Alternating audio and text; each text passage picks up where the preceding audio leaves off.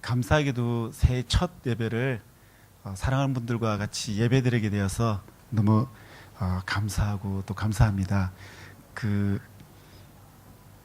제가 익숙치 않는 단어 중에 하나가 지금 담임 목사라는,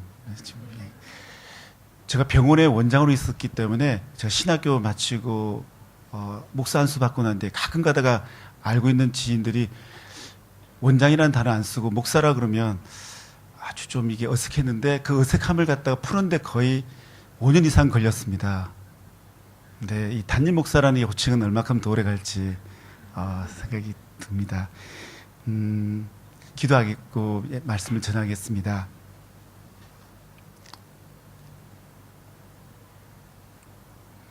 제가 봐도 너무 부족한 자가 하나님 말씀을 전합니다. 아무리 생각해도 나의 나됨은 주님 은혜이기에 순종하며 이 자리에 서 있습니다. 주께서만 말씀하여 주시고 내 생각은 다 가려 주시기를 원합니다. 우리 아버지 되신 하나님만 영광 받는 이 예배가 되게 하여 주시고, 성령 하나님 간절히 기도합니다. 이 시간 임재하여 주셔서 성도님의 마음을 만져주시고 예배 가운데 아픈 것들을 다 회복하고 치유되게 하시고 하나님을 높여드리는 귀한 시간 되게 해 주시옵소서. 감사하고 예수님 이름으로 기도합니다. 제가 머물고 있었던 곳이 한 24년 동안 진료했던 곳인데요. 요즘에 그 자리를 지금 정리하고 있습니다. 여기 오기 위하여. 근데 생각보다 복잡하고 쉽지가 않는 것들을 봅니다. 그 중에 하나가 제 삶에 모든 것을 바쳤던 곳이기 때문에 그 흔적들이 많이 있고요. 그 다음에 만났던 환자들이 제가 처음에 주님께 여기가 제 선교지와 비슷합니다. 복음을 전하는 곳이 되게 하여 주십시오 했기 때문에, 그것도 제 사역터였기 때문에 이 환자들이 헤어짐에 대해서 아파하고 슬퍼하고 그러더라고요. 어떤 분은 이렇게 이야기해요. 그 원장님 안 가지 말라고 제가 기도를 그렇게 오래 했는데 하나님은 내 기도를 듣지 않으시네요. 이렇게 이야기하는 분도 있어요. 왜냐하면 아픈 어른들은 살같이 다가가는 주치의가 있다는 것이 참 좋거든요. 예. 근데 그분한테 그렇게 이야기했어요. 저는 슬프지만 감사하고 기쁨이 넘치는 것은 예수님이 분명히 인도하시고 함께 하신다는 곳을 알게 해주셨고 그곳에 저를 보내주셨기에 제가 갑니다. 그래서 기쁘게 보내주세요. 이렇게 이야기를 합니다. 네, 조금은 좀 슬픈 시간들이 좀 있고 있어요. 근데 제가 그 자리를 있으면서 늘 주님과 교제했던 것은 아니에요. 왜냐하면 너무 바쁘고 어떨 때는 환자에 시달리고 그리고 일어나는 그 상황들에게 적극적으로 반응하다 보면 주님보다 그 상황에 매몰되어 가지고 주님으로부터 제 시선이 떨어져 있는 것들이 참 많이 보게 되어집니다. 어떤 날은 하루 종일 주님 생각 없이 가는 경우도 참 많이 있었던 것 같습니다. 그곳에 있을 때도 그랬고 지금도 그렇지만 우리는 과연 무엇 때문에 이렇게 바쁘게 삶을 살아가나, 그 답을 찾기를 원했던 거거든요. 근데 여기에 오면서 주님은 저에게 한 번쯤 하나님을 바라보는 삶, 어떤 상황 속에서든지 바쁘든지 한가하든지 힘들든지 마음이 아프든지 어떤 상황 속에서든지 나를 바라보는 삶 속에 머물 수 없겠냐고 이야기하시기에 제가 성도님들과 같이 이 말씀을 붙잡고 새해의 득담처럼 정말 올해는 생명의 말씀교회 성도님과 이 교회에 하나님을 바라보는 그렇게 삶을 살았으면 좋겠다 하고 권해드리고 싶습니다. 저도 그렇지만 여기 계신 성도님들 중에서도 그럴 거예요. 누군가가 하나만 부탁 들어주면 다 들어주겠다고 이야기한다면 꼭 필요한 거, 무엇이 꼭 필요한지 이야기해라고 선택해라 그러면 많은 분들은 신앙도 여러 가지를 갖다 이야기할 수 있지만 아마 물질에 대한 이야기를 갖다가 꼭 끄집어 둘 거예요. 왜 그러냐면 성경에도 물질에 대한 이야기를 참 많이 합니다. 마태복음 6장 19절 20절에 보면 이렇게 말씀되어 있습니다. 너희를 위하여 보물을 땅에 쌓아두지 말라. 거기는 종과 동록이 해하며 도둑이 구멍을 뚫고 도둑질하느니라고 되어 있습니다. 우리는 돈을 참 소중한 거라고 생각하고 있지만 주님의 관점은 다른 거예요. 돈이 필요한 것이지만 우리가 거기에 매여 있지 말라고 이야기하면서 우리가 결국 내 인생을 도둑맞을 인생을 살 것인가, 하나님이 기뻐하는 곳으로 재물을 사용할 것인가 하고 우리에게 이야기하고 있습니다. 올해 새해에 가족들끼리 대화하면서 여보 올해는 성진하고 돈도 좀 잘 벌고 그렇게 했으면 좋겠다고 할 수도 있고, 그렇지만 어디에 먼저 우리의 관심이 가야 될지 한번 나누고 싶습니다. 모든 것이 새롭게 출발하는 2018년도입니다. 지난해 아픔을 내려놓고 우리는 희망을 딱 가지고 서로 덕담하면서 출발하고 싶어 합니다. 근데요, 힘들게 했던 지난해의 무거운 짐들이 과연 2018년이 되면서 달력이 다 떠들고 새롭게 바뀐다면서 다 지워졌는가? 아마 그렇지는 않을 겁니다. 오히려 누군가가 해결해 주었으면, 정말 주님이 계신다면 이걸 해결해 주고 넘겼으면 좋겠다고 싶은 것들이 있을 겁니다. 우리 인생은 앞으로도 그렇고요, 문제가 끊이지는 않을 겁니다. 때로는 감당할 수 없는 어려움들도 오거든요. 내 잘못도 아닌데 억울하게 답답한 일을 겪는 것도 참 많이 있습니다. 누구의 모함으로. 예. 그럴 때 우리는 가장 먼저 어떤 행동을 합니까? 제 이전의 삶을 보면 혈기가 참 안 나가지고 막 화를 또 내고 분노하고 어떨 때는 정말 입에 담을 수 없는 말들도 했던 것 같아요. 근데 오늘 이 시편의 62편을 보면서 내 삶의 태도가 바꿔져가는 해가 되었으면 좋겠다. 정말 예수를 믿는다면 이런 모습으로 바꿔주면 얼마나 좋겠는가. 누군가가 본다면 정말 예수를 믿기 때문에 그러시군요. 이런 이야기를 우리 삶의 모습을 통해서 나왔으면 좋겠구나 생각이 듭니다. 62편을 보면 여기 있는 청년들은 이렇게 생각할 겁니다. 정말 몸은 답합니다. 그런데 어떻게 이 답이 내하고는 거리가 멀다, 이렇게 생각할 수도 있을 거예요. 제 청년 때도 그랬어요. 어떻게 구원이 그분에게서 나오고 내 반석이시고 또 내 산성이시고 그렇기 때문에 내가 흔들리지 않는다. 이거는 우리가 성경을 통해서 이야기되어지는 내용이구나. 아무리 봐도 그렇는데 내하고는 다를 것이 보입니다. 그 왜 그러냐면 제가 이제 이 시간이 좀 되어 보니까 하나님의 교제가, 하나님과의 만남이 밀도 있게 다가올 때 이 다윗의 고백은 내 고백이 되어지더라고요. 근데 이 다윗의 고백이 아직도 내 고백이 되어지지 않고 그냥 내 머리에서만 맴돌지 내 가슴 속에 와닿지 않고 있다면 주님은 아직도 여러분의 주변에만 있는 분이지 여러분의 마음에는 들어와 있지 않을 수 있는 것입니다. 제대로 주님을 만나지 못했던 것입니다. 다윗은 이 시편을 쓸 때 처지가 아주 힘들었어요. 왜냐하면 그렇게 오랫동안 동고동락했던 신하들이 배신하고 자기를 쫓아내려고 했고, 자기 친자식은 칼을 들고 자기 아버지를 죽이려고, 왕위를 찬탈하려고 달려드는 상황 속에서 이 시를 쓰고 있어요. 아마 우리가 이렇게, 이 청년들은 자기 친한 친구가 자기를 배신했을 때 과연 감사합니다, 이런 고백이 나올까?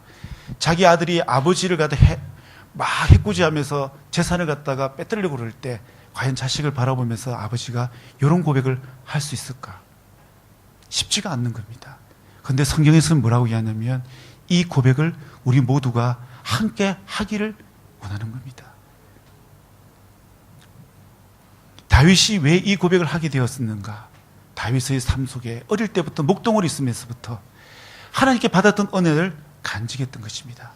목동을 있으면서 이 양을 치면서 어떻게 이 양을 칠 때 사자와 곰으로부터 자기를 건져주었고, 그 수많은 경험들이 차곡차곡 새겼던 거예요.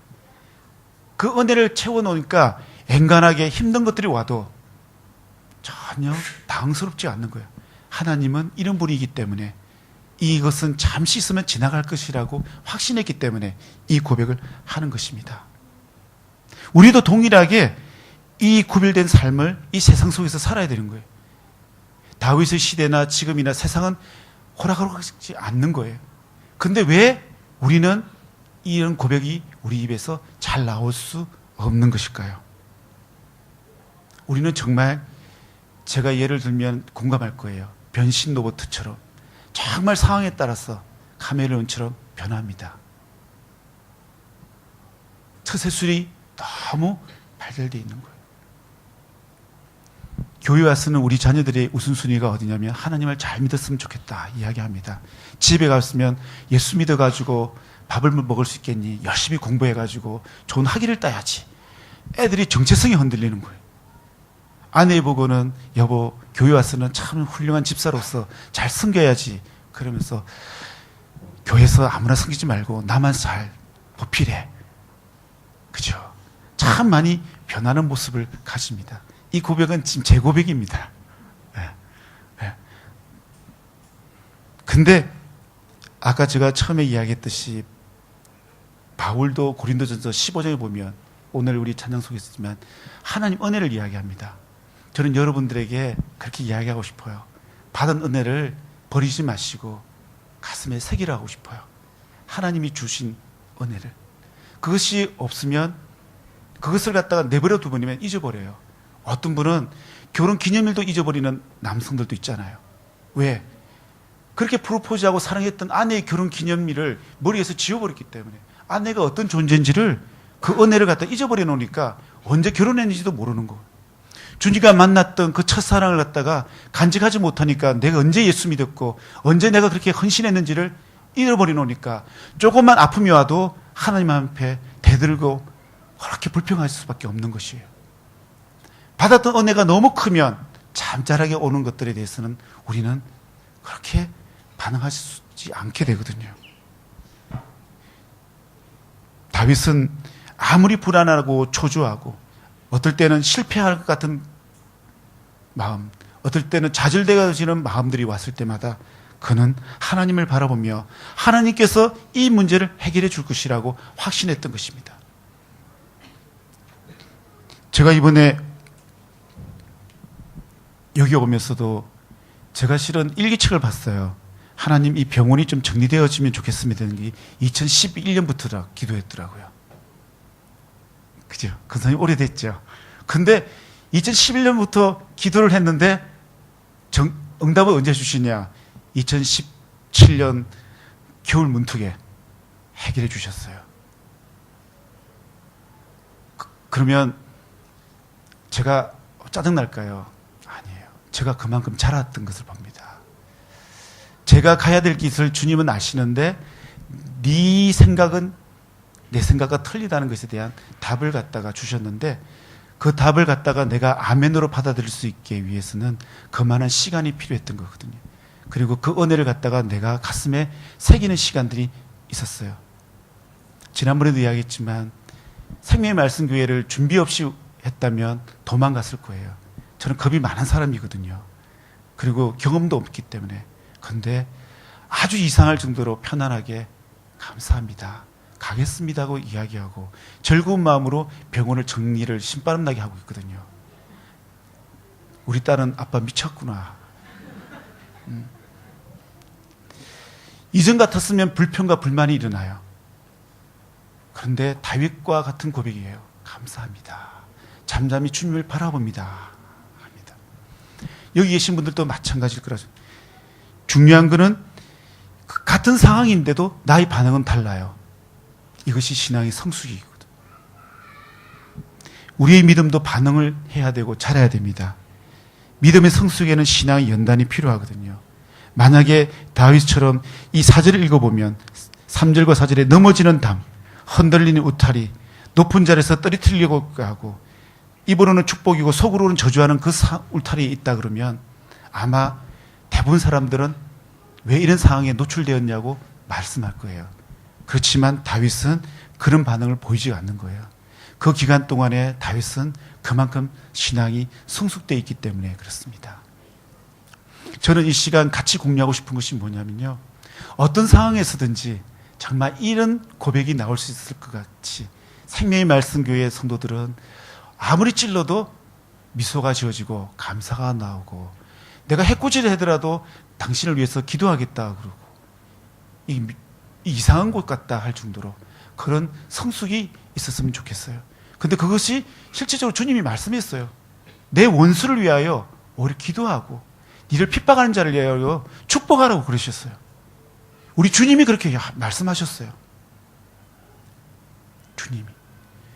그러면 우리도 그렇게 할 수 있게끔 힘을 주시거든요. 그것이 다윗이 그것을 보여주고 있고, 그러면 우리가 지금 알고 있는 바울도 그런 삶을 살았던 것입니다. 그런데 주님과 관계가 좋지 않으면요, 힘들고 어려울 때 달콤한 유혹이 올을 때 과연 뿌릴 수 있을까? 포기할 수 있을까? 그건 쉽지가 않습니다. 그래서 다윗은 의지적으로 주님 앞에 자꾸 고백하는 겁니다. 이 시편을 보면 다윗의 의지적인 고백이 굉장히 많습니다. 선포합니다. 왜냐하면 변질될까 봐. 그렇게 선포하지 않으면 그게 잠시 매몰될까 봐 다윗은 선포합니다. 그리고 하나님께 계속 엎드립니다. 왜?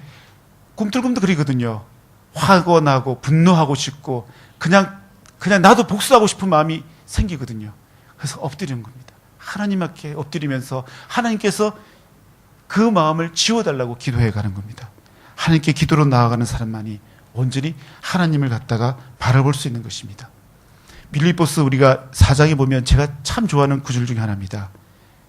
아무것도 염려하지 말고 다만 모든 일에 기도와 간구로 너희 구할 것을 감사함으로 하나님께 아리라 그랬습니다. 하나님을 바라보며 나아간다면 우리 삶은 이렇게 된다고 바울은 우리에게 보증해 주고 있습니다. 아무것도 염려하지 말고 모든 일에, 그러나 단서를 답니다. 감사함으로 나아오라고 이야기하고 있습니다. 감사함으로.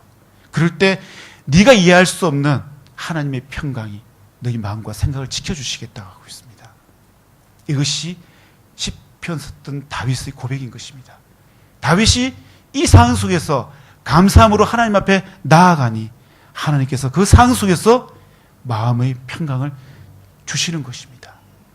지금 이 시간 혹시 가정적으로 자녀 때문에, 직장 때문에, 여러 가지 문제 때문에 터놓지도 못하고 마음 아파하고 힘들어하는 분이 있다면 저는 다윗처럼 하나님께 엎드리며 감사함으로 나아가고 싶어요. 더 제가 여러분에게 힘든 게 이야기할지 모르지만 그분을 위해서 축복하십시오. 축복하고 축복해 주보세요. 왜냐하면 그 사람 안에도 주님이 사랑하는 예수 그리스도의 모습이 있거든요. 내가 미워하는 그 사람의 안에도 예수님께서 사랑한다고 이야기하고 있거든요.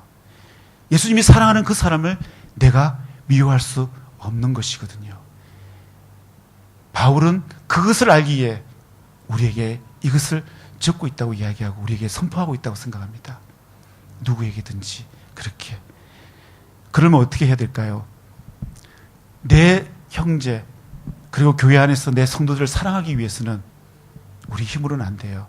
하나님과의 관계가 회복돼야 됩니다. 하나님과의 관계가 회복되는 그 힘으로 성도 간의 교제가 원활해지는 거예요. 그게 코이노니아입니다. 내 힘으로 누구를 사랑할 수 있느냐? 불가능한 것입니다. 저는 하나님 안에서 우리가 그분을 바라보면서 나아갈 때 이런 모습이 될 거라고 확신합니다. 오늘 이 말씀을 보면서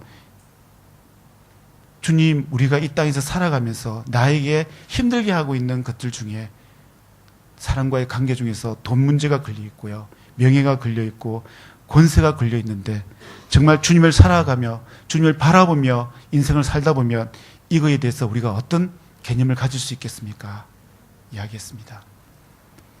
그럴 때 제가 잘 쓰고 있는 말씀이 있어요. 사도행전 2장이죠. 믿는 사람이 다 함께 있어 모든 물건을 서로 통용하고 또 재산과 소유를 팔아 각 사람의 필요에 따라 나눠주고. 제가 이 말씀을 이전에 다른 성도들과 나누니까 저보고 그래요. 목사님, 그거는 성령이 다스리던 초대교회 사건이지 이제는 그 사건 일어나지 않습니다 이야기를 해요. 그분의 고백에는 뭐냐면 이제는 성령이 죽었어요. 성령 없어요. 그와 같은 말씀하고 비교해요.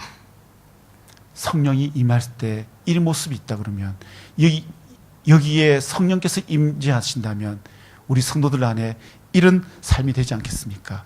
이 삶이 될 때 과연 내가 물질을 가지려고 막 악을 쓰겠습니까? 어떤 명예를 위하여 아니면 권세를 위하여 그렇게 막 달려가겠습니까? 근데 문제는 이런 삶이 그저 오지 않습니다. 뭐냐면 살아보고자 하는 내 마음의 태도를 바꿔야 되는 것이죠. 하나님을 바라봅니다 할 때 그냥 바라본다고 되는 것이 아니고 내가 어떻게 해야 될지 하나님을 온전히 바라볼 수 있는지를 우리는 답을 찾아야 되는 것이죠. 이것도 마찬가지입니다. 아는 것을 삶을 실제로 만드는 것이 무엇인지 우리는 봐야 되는 것입니다. 알고 있는데 나는 왜 안 되는가? 성경에는 이런 예를 들어줘요. 다니엘처럼 살자. 예. 수없이 많은 만들들을 우리 자녀들에게 아버지, 엄마는 이야기합니다. 근데 왜 우리는 그런 삶을 살 수 없을까? 우리는 시도를 하지 않기 때문에 그렇다고 저는 생각해요. 우리 삶의 태도가 적극적으로 그렇게 가지 않기 때문에 그러지 않나 하는 생각이 듭니다. 아브라함의 예를 들어볼까요? 히브리서 11장에 이렇게 되어 있습니다. 갈 바를 알지 못하고도 순종하여 장래 기업으로 받을 땅으로 갔다고 했습니다. 갈 바를 알지 못했지만 주님이 가라 하는 곳으로 아브라함은 순종하면서 갔다고 했습니다. 이 순종이 어떤 열매를 맺을지는 모릅니다. 아브라함이 믿음의 조상으로 그렇게 수많은 복을 누릴 거라고 눈에 보이듯이 보았다면 그 믿음이 아닌 거예요. 그러면 우리가 아브라함을 그렇게 닮으려고 하지도 않는 거예요. 아브라함에게는 갈 바를 알지 못한다 했어요. 뒤에 어떤 일이 일어날지 전혀 보여주지 못했습니다. 그냥 말씀으로만 주님은 크게 이야기해 주셨어요. 예를 들면 장로님 축복합니다. 잘 될 겁니다. 회사가 번성할 것입니다. 예수 잘 믿으시면 이런 그냥 기본적인 이야기예요. 정말 그렇게 될 때 그렇게 실제가 어떻게 될지는 보여주지 않았던 거예요. 그런데 그 축복을 아브라함은 삶의 태도를 변경하면서 자기 것으로 취했던 것입니다. 그것이 순종인 거예요. 앞으로 제가 여러분에게 축복도 하고 또 여러 가지 좋은 말을 할 때 그것을 취하려고 그런다면 하나님께서 목사를 통하여 아니면 장로님을 통하여 여러 가지 영적 리더를 통하여 전달할 때 그것을 내 거로 가지려고 그러면 우리는 우리의 삶의 태도를 바꾸고 순종으로 나아가야 된다는 것이죠. 바로 우리의 삶을 주님께 전적으로 맡겨야 되는 것입니다. 우리의 삶을 내가 주장할 때는 하나님 은혜가 나타나지 않습니다. 하나님이 나에게 은혜를 부어주시려고 그러면 내 주장을 내려놓아야 되기 때문에 그렇습니다. 우리 스스로 무엇을 할 수 있는 힘이 생기는 건 아닙니다. 지금 보면은 성경 공부도 그렇고 뭐도 이렇게 보면 찬양대 아까 너무 노래를 찬양을 잘 하시는 분이 있잖아요. 들어보면 근데 하나님이 주신 은혜도 있지만 어쩌면 익숙한 것일 수도 있어요. 근데 우리는 익숙한 것이 내 달란트일 수도 있지만 그것 때문에 어떤 면에서 믿음으로 나아가는 것에 제약을 받습니다. 그건 당연하다고 생각하기 때문에 기도를 잘 안 해요. 그 예를 제가 이야기하면 여리고성과 아이성을 갖다가 비교할 때 여리고성을 그렇게 준비하면서 무너뜨렸어요. 이것을 경험을 삼아서 아이성을 볼 때는 여호수아가 우리 경험으로 우리가 익숙하니까 그런 전략으로만 무너뜨릴 수 있을 거라고 생각했습니다. 근데 어떻게 하죠? 성경을 보면 아이성 앞에 그들은 혼지백산에서 도망가게 되어집니다. 실패한 거죠. 졌던 것입니다. 우리는 인생을 살면서 익숙한 것 앞에 어떤 면에서 우리가 실패를 잘 취할 수도 있는 거예요. 내가 익숙하다고 했던 것이 나중에 나의 함정이 될 수도 있는 거예요. 그것은 믿음이 아니에요. 담대함이 아닌 거예요. 어떤 면에서 내 의의인 거예요. 하나님 앞에 올려드린 게 아니라 내 욕심으로, 내 자랑으로 내 것을 취하려고 했던 것이죠. 오늘 본문에도 보면 11절에 보면 권능은 하나님께 속하였다고 분명히 말씀하고 있습니다. 권능은 우리가 잘 알고 있는 빌립보서 4장에도 내게 능력 주시는 자 안에서 내가 모든 것을 할 수 있다고 되어 있습니다. 능력을 주시는 분은 우리 하나님이시거든요. 삶은 현실을 살아내는 실제적인 상황입니다. 그런데 이 삶을 어디에 우리가 초점을 맞추시냐에 따라서 그 결과는 달라지게 되어지는 것입니다. 여러분은 세상을 볼 것입니까? 아니면 우리 하나님을 볼 것입니까? 세상을 볼 때는 좋아 보입니다. 싱가포르 땅을 볼 때 얼마나 좋습니까? 거기는 하나님이 없는 것처럼 보입니다. 서울에 가도요, 그 아파트 단지 쪽이나 큰 고층 빌딩 안에 사람들이 이렇게 대단한 건물을 짓구나, 높이를 짓구나, 하나님이 없게 보입니다. 오히려 하나님보다 사람의 지혜가 더 탁월하다고 생각이 들 수 있는 거예요. 아담과 하와도 창세기에 보면 먹지 말라는 그것은, 그런데 그걸 보니까 하나님이 거짓말장이 같거든요. 저걸 먹으면 더 좋아 보이고 지혜롭게 알고 내가 아주 멋져 보일 것 같은데 왜 하나님은 제한하느냐 싶어서 먹게 되어지는 것입니다. 이 땅에 살아가면서 분명히 주님은 멈추라고 할 수도 있어요. 근데 주님 그거 멈추면 내 길이 막혀요. 우리 자녀들이 막혀요. 우리 가정이 막혀요. 왜? 내 눈에는 그렇게 가야 되고 주님이 잠시 이때는 멈춰야 됩니다. 주님 생각이 잘못됐어요. 주님이 실수하십니다. 내끼 맞아요. 내 생각이 맞습니다. 그런데 예수님은 그렇지 않았어요. 예수님이 유혹 앞에는 대단했습니다. 이 돌도 떡이 하면 대바라고 그랬고요. 성전 꼭대기에 올라가서 떨어지버라고도 했고요. 세상을 다 보여주면서 이 모든 것을 주겠다고 이야기하셨습니다. 그럼 우리는 넙죽 손을 벌려서 잡습니다. 어떤 분이 여러분에게 이런 유혹을 했다는데 여러분이 안 잡을 것 같아요. 그런데 예수님은 늘 말씀과 기도 가운데 계셨습니다. 말씀하고 기도하는 가운데 무엇으로 살아가야 될지 알고 있었던 것이죠. 분명히 우리 삶 속에 재물이 늘어나는 것은 우리의 행복인 것은 맞습니다. 그런데 오늘 본문 10절에 보면 이렇게 되어 있습니다. 재물이 늘어도 거기에 마음을 두지 말지어다 하겠습니다. 재물이 늘어도 거기에 마음을 두지 말라고 되어 있습니다. 소망을 삼지 말라고 되어 있는 것입니다.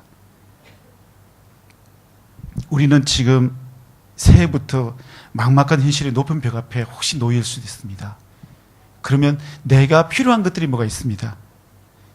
힘들고 어려울 때마다 우리가 제일 먼저 관심이 가는 것은 사람의 힘이나 세상의 힘입니다. 근데 실은 이건 굉장히 자연스러운 현상이지만 그럴 때 오히려 한번 뒤돌아보십시오. 먼저 무릎을 꿇고 하나님을 바라보는 삶을 살았는지, 먼저 세상과 아니면 사람의 인맥을 통하여 내가 그 문제를 풀려고 했는지, 다윗과 우리의 차이점인 것입니다. 우리는 꼭 기억해야 됩니다. 저는 오늘 올해 권능은 하나님께 있다는 것, 우리의 삶의 모든 것은 주님으로부터 연결되어진다는 것을, 우리를 힘들게 하는 사람이나 문제, 환경이 있습니다. 우리 대부분은 그것에 집중합니다. 지금도 이 자리에 앉아있지만 뭔가 문제가 있는 것이 있을 거예요. 사람 때문에, 아니면 환경 때문에, 관계 때문에.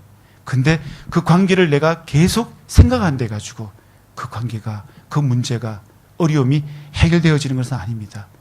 생각하면 생각할수록 나는 더 무기력해지고 좌절되어지고 우울증에 빠지게 되고 아무것도 하고 싶어지는 마음이 사라지게 되어집니다. 제가 그랬으니까요. 자녀들이 뜻대로 되지 않고 정말 내 눈에 보기에는 어긋나가는 길로 가는 것을 볼 때 계속 그 문제를 두고 내 힘으로 풀려고 그럴 때 좌절밖에 안 오고 허망해지고 내가 왜 살아가야 되는지 그렇더라고요. 근데 그 답을 주님이 주셨어요. 나에게 맡기라고. 나에게 맡기라고. 너도 내 자녀지만 너희 자녀도 내가 너에게 맡긴 자녀인 거예요. 왜 나한테 안 맡겼냐고 그러더라고. 그 깨달음을 주시기에 그렇게 했어요. 그렇다면은 내가 고민할 이유도 없고 그 아이의 되고 안 되고도 하나님께 맡겼으니까 내 마음에 근심이 없어지는 것이죠. 문제의 마음을 뺏기면 우리는 불안하고 두려운 생각이 듭니다. 출애굽기 14장에 보면 지금 앞에는 홍해 바다가 꽉 있고요. 뒤에는 지금 바로의 군대가 막 쫓아오잖아요. 그럼 여러분은 어떻게 하겠어요? 자, 홍해 바다가 꽉 막혀 있고 뒤에는 그 군대가 살벌하게 쫓아와요. 우리는 지금 여기에 있어요. 진퇴양난이라고 그러죠. 외나무 다리에 지금 서 있는 모습이에요. 어떻게 할까요? 이 문제에 내가 스스로 해결하려고 그러면 우리는 그래, 우리 다 같이 낭떠러지에 빠져 죽자. 적군의 칼에 맞느니 죽자. 바다에 빠지느니 내 스스로 빠지자. 그러는지도 몰라요. 그러나 모세는 그렇지 않았습니다. 13절 14절에 보면 그래서 두려워하지 말고 가만히 있어서 여호와께서 오늘 너희를 위하여 행하시는 구원을 바라고 이야기하고 있습니다. 두 부류입니다. 수많은 이스라엘 백성들은 두려워 벌벌 떨며 하나님께 부르짖지만 모세는 가만히 있어보자. 하나님께서 우리를 어떻게 구원하실지 우리가 지켜보자고 바랍니다. 우리 삶의 인생의 주도권은 누가 들고 있습니까? 내가 들고 있습니까? 그럼 내가 해결하는 것은 한계가 있습니다. 정말 여러분이 나는 주님의 자녀입니다. 주님의 자녀입니다고 이렇게 고백했다 그러면 우리는 정말 잠잠히 하나님을 바라본다면 내 마음에 평안을 주실 거예요. 아무것도 염려하지 말고 모든 일에 기도와 감사로 나아간다면 우리 마음을 지켜주겠다고 분명히 말씀했는데 우리는 받고 있는 그 말씀과 내 삶은 따로 왜 그러냐면 정말 그 말씀을 내가 믿고 있는가? 설마 기도한다고 되겠는가? 설마 기도. 근데 제가 보증합니다. 기도했기에 제가 이게 왔어요. 잘 안 믿으시네. 정말 그렇습니다. 예, 장로님 그렇죠? 예, 진짜 여러 가지 사건도 있었지만 저는 여러분에게 2018년도는 여러분 각자의 삶 속에서도 하나님이 이런 은혜를 부어줄 줄 믿습니다. 하나님을 바라보면 저는 그렇게 생각이 듭니다. 주위 환경이 아무리 드세더라도 우리는 기죽지 않게 되어집니다. 그리고 두려운 일이 몰려와요. 그런데 위축되지 않습니다. 모세처럼 잠잠히 하나님을 바라보며 하나님께서 우리를 어떻게 인도하실지 우리가 지켜보자고 있습니다. 마태복음에 보면 우리가 잘 알고 있는 14장에 보면 베드로의 사건이 나옵니다. 무리를 걷는 거. 우리가 너무 잘 알고 있습니다. 우린 누구한가 그래요. 베드로처럼 한번 무리를 걸어보고 싶다고. 근데 베드로가 이렇게 이야기합니다. 나를 명하사 무리로 오게 하여 주십시오. 이렇게 예수님께 말합니다. 이 말씀 뭐냐면 내 힘으로는 무리를 걸을 수 없지만 주께서 말씀하시면 내가 무리로 걸을 수 있다고 베드로는 신앙 고백을 하는 겁니다. 주님, 내 힘으로는 이 땅에서 살아가기가 너무 힘들지만 주께서 오라고 하셨사오니 내가 그러면 주님이 함께 하시기에 내가 지금 있는 학교나 직장이나 가정이나 어디서든지 평안할 거라고 믿습니다. 이 고백하고 똑같습니다. 그래서 주님이 오라고 했어요. 그래서 그 어려운 환경 가운데 베드로는 발을 디딥니다. 누가 봐도 바보 같은 짓이에요. 무리를 어떻게 발을 디딥니까? 그러나 주님이 하시라 했기에 베드로는 디뎌요. 디디니까 안 빠져요. 몇 걸음 걸었습니다. 되네. 주님이 말씀하셨고 주님을 바라보면서 계속 갔다면 아마 마태복음 14장은 다르게 썼을 거예요. 베드로가 주님을 만나서 포옹하고 두 분이 같이 걸어서 배 위에 올라오더라. 이렇게 됐을 거예요. 새로운 말씀으로 적혀 있을 거예요. 그렇지 않습니까? 근데 아닌 거예요. 그 신앙을 가지고 계속 갔으면 됐을 건데 베드로는 뭘 봤냐? 주님을 안 봤어요. 주님보다 더 크다고 보이는 세상을 딱 봤어요. 바람을 본 거예요. 세차게 불어닥치는. 그러니까 두려워지는 거예요. 주님보다도 바람이 더 두렵고 무서웠던 거예요. 주님이 지켜주겠다는 그 소리는 하나도 안 들리는 거예요. 그 두려운 마음이 신앙을 짓눌러 버리는 거예요. 그러니까 두려운 마음에 믿음이 흔들려 버리는 거예요. 요지부동하는 그 믿음이 다 깨져버리는 거예요. 그러니까 주저앉아 버리는 겁니다. 우리 삶이 그렇지 않습니까? 두 마음이잖아요. 처음에는 주님 앞에 주님 믿음으로 걷습니다 하지만 조금만 어려움이 오고 조금만 어려운 환경을 내가 바라보면 그냥 매몰됩니다. 그것이 당연한 겁니다. 이 베드로의 모습을 통해서 우리는 그걸 배워야 되는 거예요. 그럼 우리는 어떻게 해야 될 것인가? 하나님을 바라보는 거예요. 그분이 말씀하신 그 말씀을 우리는 계속 붙잡고 나아가야 된다는 것을 배우게 되어지는 것입니다. 생각을 바꿔야 되는 거예요. 주위 환경이나 내 생각, 내가 하려고 하는 것을 내려놓고 정말 주님만이 할 수 있습니다 하고 믿음으로 내가 받아들여야 되는 것이죠. 내가 해결하려고 그러면 아무리 밤을 새우고 내가 열심히 해도 제대로 되어 있지 않고 불안합니다. 그러나 기도하고 나아간다면 주님이 같은 일을 해 주시기 때문에 우리 마음에 평안이 오거든요. 근데 오늘 제가 말씀했던 거 주님과 함께 하십니다. 이 말은 너무 쉬워요. 너무 쉽기 때문에 우리가 신뢰를 안 가는 거예요. 뭔가가 힘들게 해야지만이 그것을 믿을만 하지 않겠냐고 그래요. 주님은 우리에게 너무 쉽게 이야기하는데 우리가 그것을 갖다가 어렵게 받아들이고 우리의 믿음이 그것을 포용하지 못하기 때문에 그렇습니다. 한번 이 예배 시간에 매주마다 올 때마다 주님 이제는 한 주 동안 열심히 살아보겠습니다 하고 우리는 마음을 각오하잖아요. 오늘도 그랬을 겁니다. 근데 이 예배당을 나가고 또 내가 세상 속으로 나아가고 어려운 문제 앞에 노출되어지면 그 신앙의 고백은 사라져버리는 거예요. 베드로가 주님을 계속 바라보고 그 말씀을 마음에 새기면서 걸었다면 끝까지 물 위를 걸었을 건데 우리는 그렇지 못한 거예요. 베드로와 같은 모습인 것입니다. 저는 이 새 첫 주 예배를 통해서요 정말 이것을 올해 우리 마음에 새겨하고 싶어요. 저도 그렇게 하고 싶어요. 잠잠히 하나님만 바라보자. 잠잠입니다.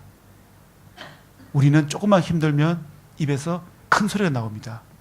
자녀들이 조금 마음에 안 들고 동료가 마음에 안 들고 우리 부모가 마음에 안 들면 바로 억세게 나옵니다.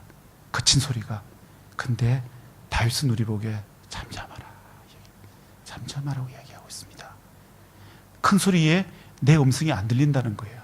잠잠할 때 말씀을 통하여 기도 가운데 예배 중에 주님이 직접 말씀해 주시겠다는 거예요. 직접 말씀해 주시겠다는 거예요. 근데 나는 안 들리는 거예요. 왜? 내 마음이 요동을 치고 있기 때문에.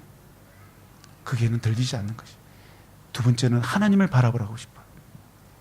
하나님만. 언년 중에 하나님만 바라보는 게 참 쉬운 것 같은데 안 되잖아요. 갈대 상자라는 게 있잖아요. 이 갈대 상자에는 운전대가 없어요. 그렇지 않습니까, 집사님? 없습니다. 여러분이 갈대 상자라는 큰 배에 타고 있다면 여러분 어떻게 하겠어요? 누가 운전해 주면 좋겠습니까? 돈 많은 사람? 명예가 큰 사람? 권세가 높은 사람? 아닐 거예요. 주님을 그때 찾을 거예요. 신앙이 있기 때문에, 믿음이 있기 때문에 주님이 운전해 주십시오. 근데 왜 이것을 역으로 꽂히면 여러분의 인생은 갈대상자라고 왜 생각 안 하세요? 우리 인생은 왜 갈대상자라고 인정하지 않고 내가 키를 들고서 움직일 수 있다고 우리는 생각하고 있기 때문에 주님이 원하는 길과 다른 길로 가게 되어지는 거지. 내 마음에, 내 중심에 중심 되신 그리스도가 과연 모시고 있는가? 중심 되신 그리스도가 내 삶을 인도하고 있는가? 갈 바를 보여주고 있는가를 찾아야 되는 것이죠.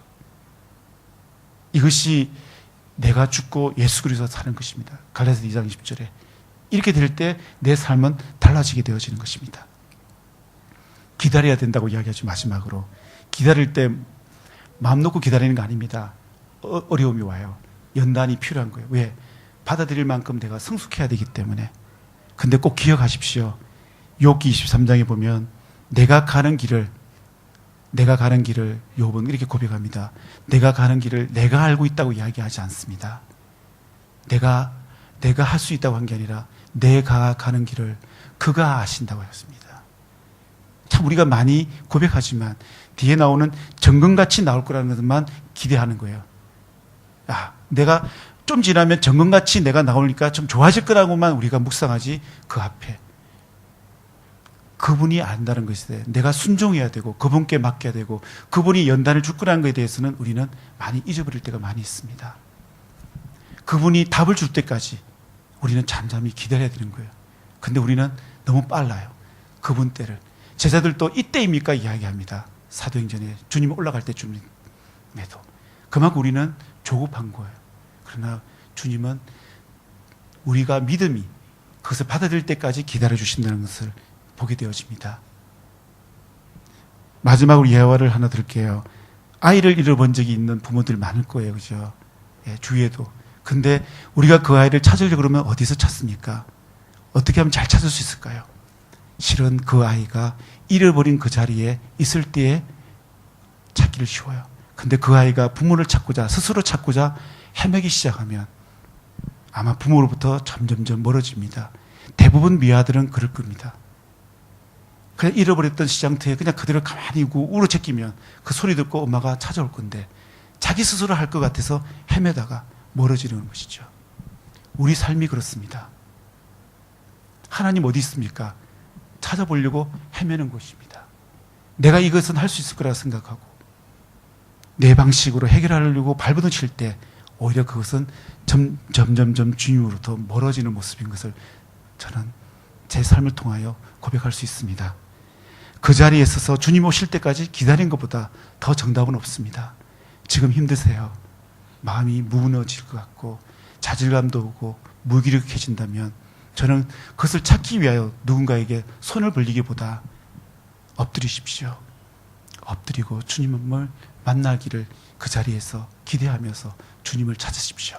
주님은 손을 내미실 거예요. 마태복음 11장 28절에 30절 보면 이렇게 있죠. 수고하고 무거운 짐지들아 다 내게로 오라고 이야기하고 있습니다. 여러분 지금까지 힘들 때마다 과연 주님 앞에 나아가셨습니까? 주님 앞에 안 나갔을 경우가 너무 많습니다. 정말 수고하고 무거운 짐지들아 다 내게로 오라고 이야기하고 있습니다. 이건 너무 쉬운 거예요. 그런데 우리는 우리 삶 속에서 이 말씀대로 잘 행하지는 않는 겁니다.